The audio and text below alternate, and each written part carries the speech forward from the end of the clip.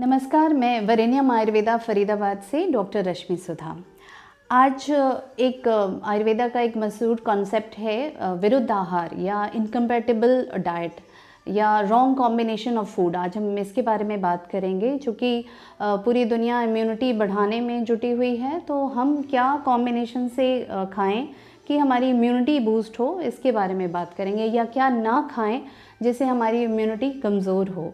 Generally ये देखा गया है कि जो हमारी बॉडी होती है ये इतनी स्मार्ट है कि हम जिस तरह का खाना खाते हैं, हमारा लीवर, हमारा पैंक्रियाज जो एसिड या एंजाइम सिक्रीट करती है, जिस तरह का फूड होता है उसको डाइजेस्ट करने के लिए उसी नेचर का एंजाइम या उसी नेचर का एसिड सिक्रीट होता है। फॉर एग्ज़ाम्पल, आप जब कोई फैटी सब्सटेंस खाते हैं तभी गॉल ब्लैडर से जो बाइल जूस होता है वो तभी सिक्रीट होता है और वो लार्ज इंटेस्टाइन में जाके मिलता है। ठीक उसी तरह से लीवर के कई एंजाइम या पैंक्रियाज के कई एंजाइम तभी अपने अपने आप एसिडिक फूड खा रहे हैं या अल्कलाइन फूड खा रहे हैं, उसी अकॉर्डिंग वो अपने एंजाइम सिक्रीट करते हैं। उनका नेचर बदलता रहता है। लेकिन अगर हम रॉन्ग कॉम्बिनेशन में खाएं, दोनों पीएच के एसिडिक और अल्कलाइन इन दोनों को मिक्स करके खाएं, तो क्या हो सकता है, इसके बारे में हम बात करेंगे।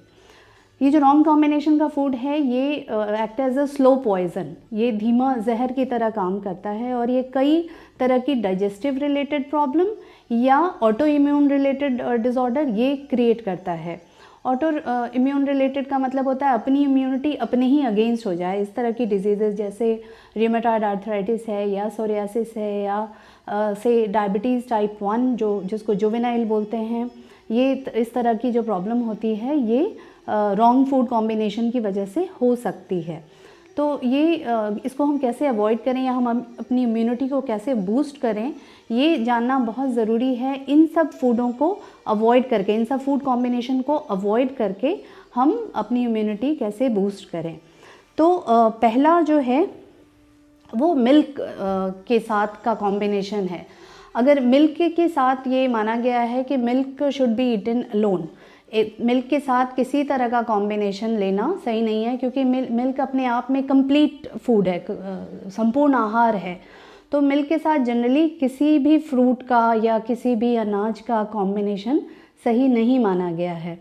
जितने मिल्क शेक्स आपने देखे होंगे ये सभी विरुद्ध आहार की श्रेणी में आते हैं, एक्सेप्ट मैंगोज़ को जो आम होता है, आम का मिल्क शेक हम क्योंकि उसके एंजाइम और मिल्क के एंजाइम एक दूसरे को सपोर्ट करते हैं, तो मिल्क शेक जो मैंगो मिल्क शेक है वो आप ले सकते हैं। इसके अलावा जितने भी फ्रूट्स हैं, चाहे वो वाटरमेलन हो, चीकू हो, बनाना हो, ये सभी इनकम्पैटिबल फ्रूट की श्रेणी में आता है, क्योंकि ये आपकी डाइजेशन को वीक करता है। कैसे वीक करता है? बिकॉज़ जितने भी फ्रूट हैं अगर वो से बहुत ज़्यादा एसिडिक हैं या बहुत ज़्यादा अल्कलाइन हैं, तो वो उसका जो एंजाइम है वो दूध के एंजाइम के साथ मैच नहीं करता, और जब आप इसको एक साथ कंज्यूम करते हैं तो बॉडी के जो सिक्रेशंस हैं, एंजाइम है, उसको पूरी तरह से डाइजेस्ट नहीं कर पाती है।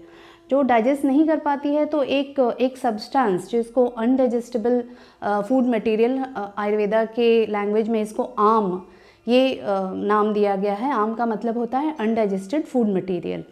तो इसका मतलब ये हुआ कि फूड की दो फेट होते हैं, एक तो ये पूरी तरह से डाइजेस्ट हो जाए और आपको न्यूट्रिशन प्रोवाइड करे, ब्लड को, बोन्स को, टिश्यू, मसल्स जितने भी हैं सबको न्यूट्रिशन प्रोवाइड करे, और जो वेस्ट मटेरियल है वो पसीने के माध्यम से, फीसेस के माध्यम से या यूरिन के माध्यम से निकल जाए।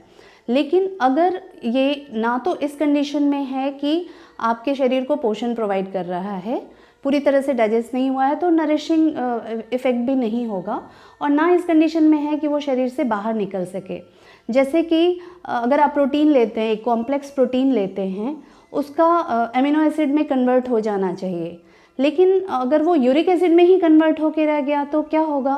वो यूरिक एसिड बढ़ जाएगा, जिसको गाउट ये नाम दिया जाता है। तो वो पूरी तरह से उसका पाचन नहीं हुआ या उसका डाइजेशन नहीं हुआ, तो वो बीच में कहीं ना कहीं किसी जॉइंट में फंसता है और आपको प्रॉब्लम क्रिएट करता है या डिजीज़ क्रिएट करता है। तो इसी तरह के कॉम्बिनेशंस होते हैं। दूसरा है फ्रूट का भी कॉम्बिनेशन है कि fruit should be eaten alone. कि एक तरह के फ्रूट्स आपको एक साथ खाने चाहिए। फ्रूट के साथ कोई सॉल्ट वगैरह भी नहीं लेना चाहिए। जो फ्रूट चाट या फ्रूट के साथ मलाई या दही इस तरह के साथ में लेने की जो कॉन्सेप्ट बना है, ये बिल्कुल भी गलत है, बिल्कुल इनकम्पैटिबल है। अगर आप बहुत ज़्यादा फिज़िकल एक्सरसाइज कर रहे हैं और आपकी डाइजेशन पावर बहुत अच्छी है तो शायद आप इसको पचा पाएँ, ये अच्छी तरह से डाइजेस्ट हो जाएगा। लेकिन अगर आपकी फ़िज़िकल एक्सरसाइज इतनी नहीं है, फ़िज़िकल एक्टिविटी नहीं है, सेडेंट्री लाइफस्टाइल है, तो ये कभी भी डाइजेस्ट नहीं होगा और ये कोलेस्ट्रॉल, ट्राइग्लिसराइड इन सब के माध्यम से आपके शरीर में ये टॉक्सिन्स को बढ़ाता रहेगा। ये आम को ही अलग अलग टिश्यू में अलग अलग नाम दिया गया है। अगर वो मसल्स में है तो इसको ट्राइग्लिसराइड बोलेंगे, अगर ये वेसल्स में है तो कोलेस्ट्रॉल बोलेंगे। तो इस बात का विशेष ध्यान रखना होगा कि ये जो कॉम्बिनेशंस हैं ये हम एक साथ ना लें। मेरे पास कुछ दिन पहले एक पेशेंट आया था जो 2 महीने पहले आया था। ही इज़ माई इलेक्ट्रिशियन, वो हमारे घर का बिजली वगैरह का काम करता है।